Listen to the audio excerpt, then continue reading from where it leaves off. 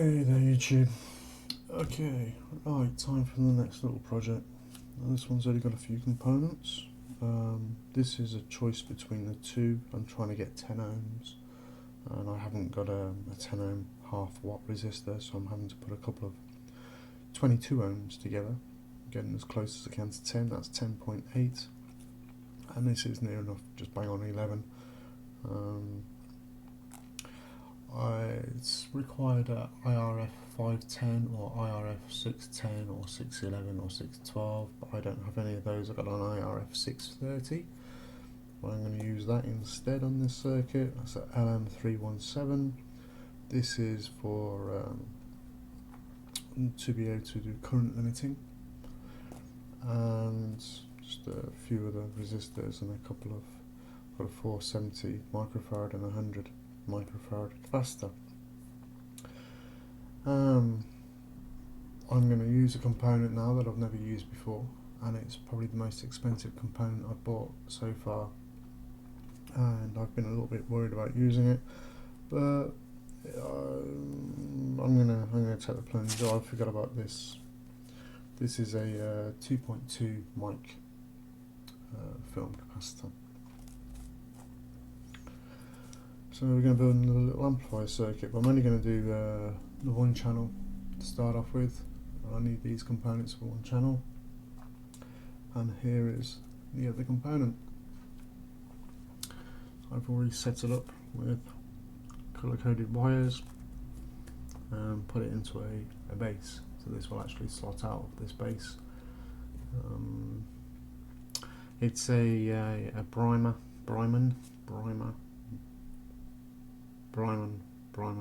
Oh, I can't read it properly.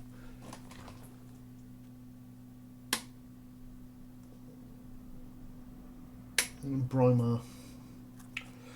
It's a BRIMAR ECC83 or a 12AX7. It works using high voltage, and it also works with 12 volts. And I'm going to set it up in a 12 volt configuration because I'm a little bit scared about killing myself with a higher voltage. Let me show you the schematic we're going to be working from. I've seen this a few places on the internet.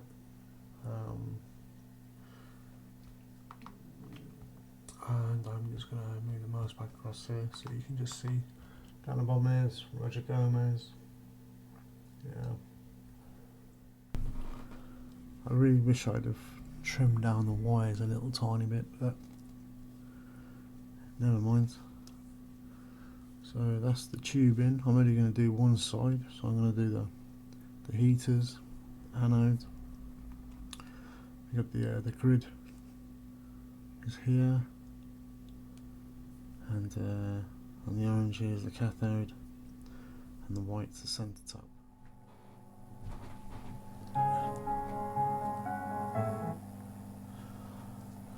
Okay, well, we've got power going into it. I seem to be drawing 0.5 of an amp at 12 volts from over there. It's got that noise that you can hear, but it does allow me to. It's something to do with this. If I start turning this pot to the right, the feedback starts. So I presume this is the gain. Oh, he says. Wait, it was doing that.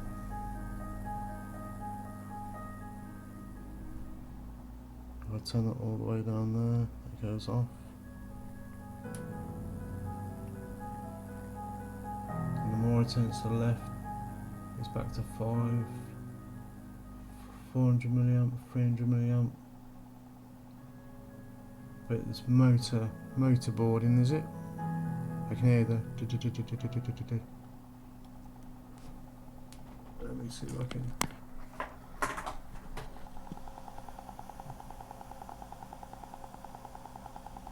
Yeah.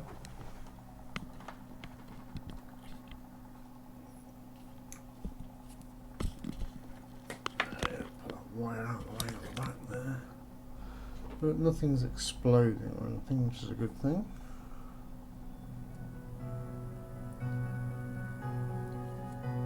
I wonder if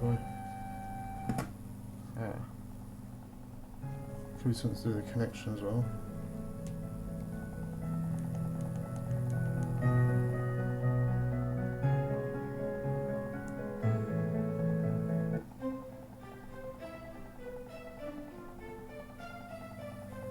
It's got that.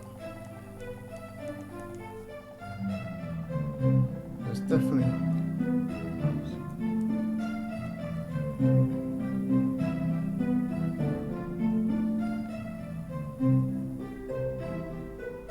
So when I touch it, there's obviously a grounding issue going on.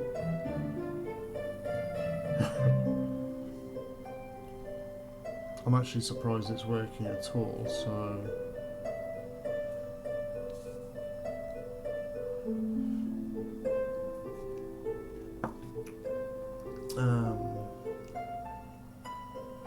It does look quite nice though, doesn't it?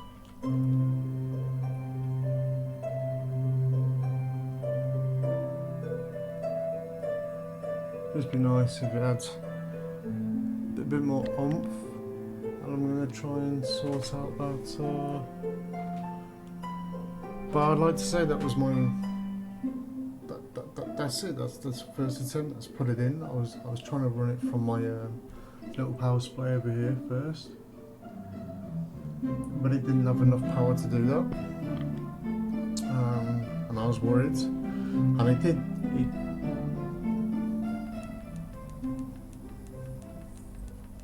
It was drawing like 1.5 amps to start off with, but of course as that heated up, I stopped drawing so much current. The amperage started going down. I'm just going to disconnect that.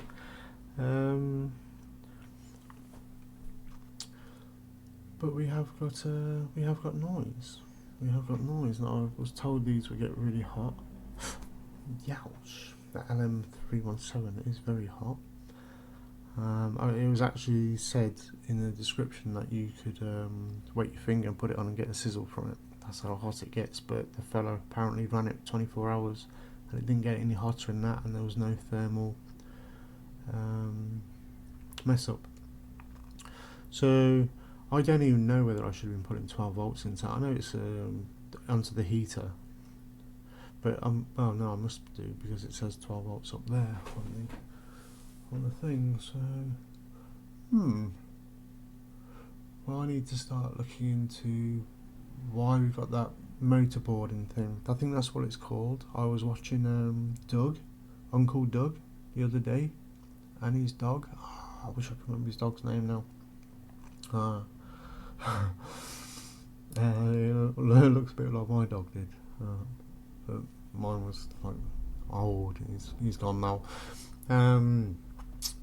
And he actually does a video about this motorboarding. I think it's called motorboarding. I hope I'm using that right, and I'm going to go and look at that video now and see if I can get any hints and tips as to sort this out. Well, I've made one adjustment which has made a difference already. I've not managed to find the video yet on Uncle Doug's, and it's Rusty, his dog's name is. And the adjustment I made was I just twisted the speaker wires together, and look at the difference that this makes. It's incredible.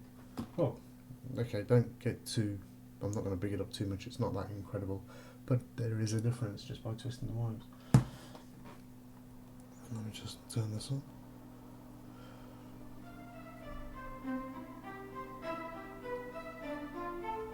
Okay, this is the difference. Remember the buzzing before?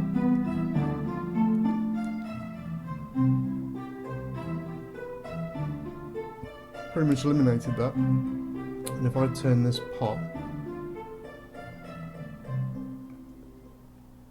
so this is like a gain. You can't see it, can you? So if I turn it like this instead.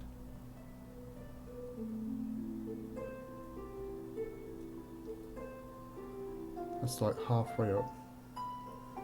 So I wonder if I turn this up.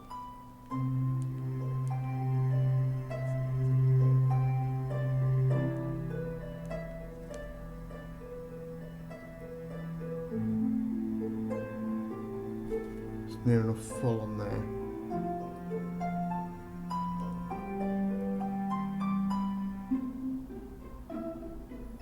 But that's that hum gone.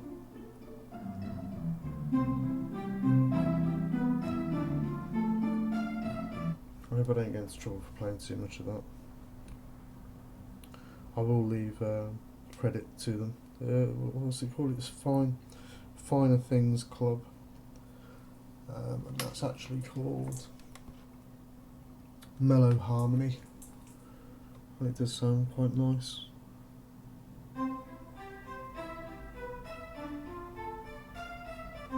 What else we got?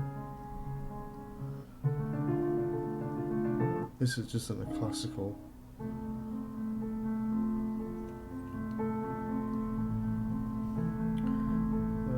Let's go over there, just go into here.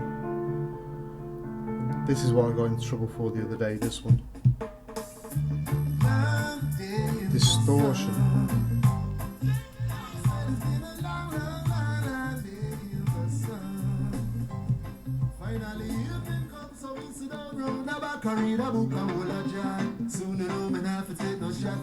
I wonder if that's a power issue.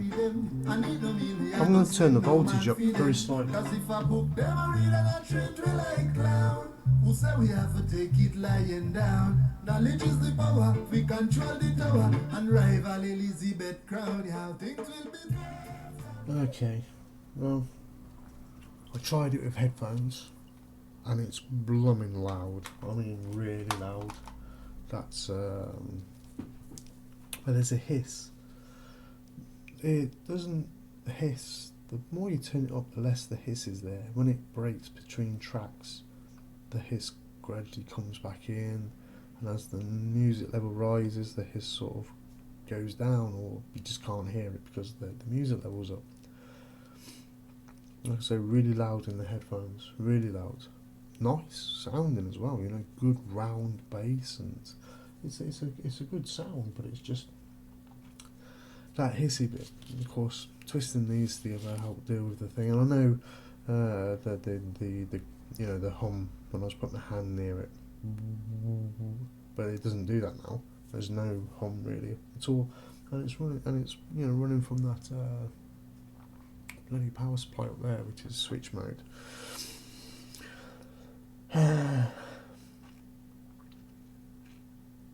I've always shown the thingy, and I know that this isn't set up anywhere near as good as what it could be, I suppose. I'm wondering whether, if I got the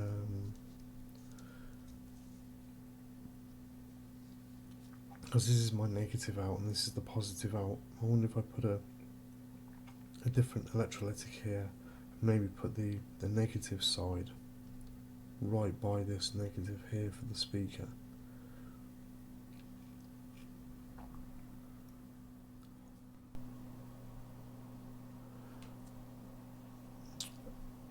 Okay, well, I've been trying, I got a volume control on these Sennheisers here, so I've been trying to see whether it makes a difference, and it only works out one channel on here anyway, so, but the hiss seems to be, it's just like constantly there, a bit psss. Even if I turn the volume all the way down, there's still a psss. Doesn't sound too like nasty. Maybe that's just something that comes with the tubes. I've been reading up on them, and when they get old, apparently this is supposed to be new though. Maybe it's just not very good in the first place. But it's extremely loud in the headphones. This is extremely loud. If I turn this down to number 10 on this, it goes up to 15. But it's on 7 at the minute, so that's just too much. But if I put it onto 5, then the hiss is very audible. But if I turn it up and turn this down, like I'm on 10 now, I've pretty much got rid of all the hiss, and I've got the volume control on the headphones, and so I don't have to have it blasting my ears out. But if I turn it down on this to like fibre below, the hiss is near, you know, it's just too much. It's not louder than the music, but it's very audible with the music. So without that plugged in, I've got the slight very faint in the background, and if I move these, see that's scratchy, now that's almost like feedback when I move that earth. So I can imagine part of this is down, that's clearer, and if I move that I get like a bit of feedback, or at least that's what it starts sounding like. That's as I move it, because these are rubbish connections, feedback. Maybe I could try putting another ground across there as well. Let's keep adding more grounds. That got rid of the feedback. Still a little bit hissy. That's with this on, with this up as loud as it go, it hiss. Of course, more I turn it down, then more it gets rid of that. And if I turn this pot here, right, I'm getting like a wind sound, like that sort of feedbacky. We've gone down over there on the power supply, and if I turn that up,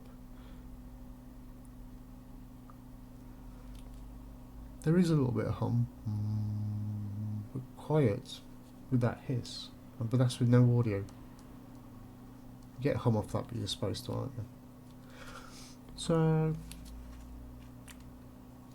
I'm going to take that out, because the last time I pulled this out, when they were in it, nearly popped my ear out. If anybody's got any hints, I've got a funny feeling it'll probably work better if it was powered onto a board. And this here, I'm going to see if I can. Does that get hot, does it? I need to get a 10 ohm resistor. I might try this. I mean, that is 10 ohms. It's 10 ohms, but it's a bit blooming big, isn't it, to go between. This is just between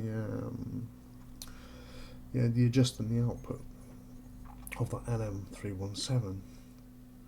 I wonder if that will make any difference. It's just a bit big. I'll have to cut it down and try and see if I can jam it in there. Any hints and tips on this would be great. I'm going to try and do the, well, I'm not going to try and do the other side, I will do the other side. If I can get this a bit better figured out, maybe start getting that hiss cut down just a little bit, I'll get the other side done, so I've got the stereo, see what that's like. I can imagine it's going to sound pretty damn pokey, because that is loud. I can't tell you how loud it is, but it is loud. It's very, very loud. It's and that's just through the one channel, so I can imagine through channels that's going to be pretty good. But that's what this is. It's a headphone setup, not necessarily, you know, to power an 8 ohm speaker there. I'm pretty chuffed that it's working. But it'd be nice if I could just try and quieten it up a little bit. I understand I'm not going to get it the same as what I am one of these, you know, these chip amps, because it's a different thing altogether. But it would just be interesting. I'm going to carry on like reading. There's quite a few bits and pieces I've been looking at to read for get rid of this motorboard in effect. Motorboating thing. I need to maybe look at that again. I've not actually got onto that bit yet. I'm just I've been watching a bit of Cool Dude claim on his, and trying to find the one on Uncle Doug, whether he's actually talking about that specifically. So that means I'm going to root through all those videos again. But I'm going to stick this up anyway. If anyone's got any help and advice, you know, I'd really like a bit of feedback in the comments if you would. But still, it works, so I'm chuffed with that.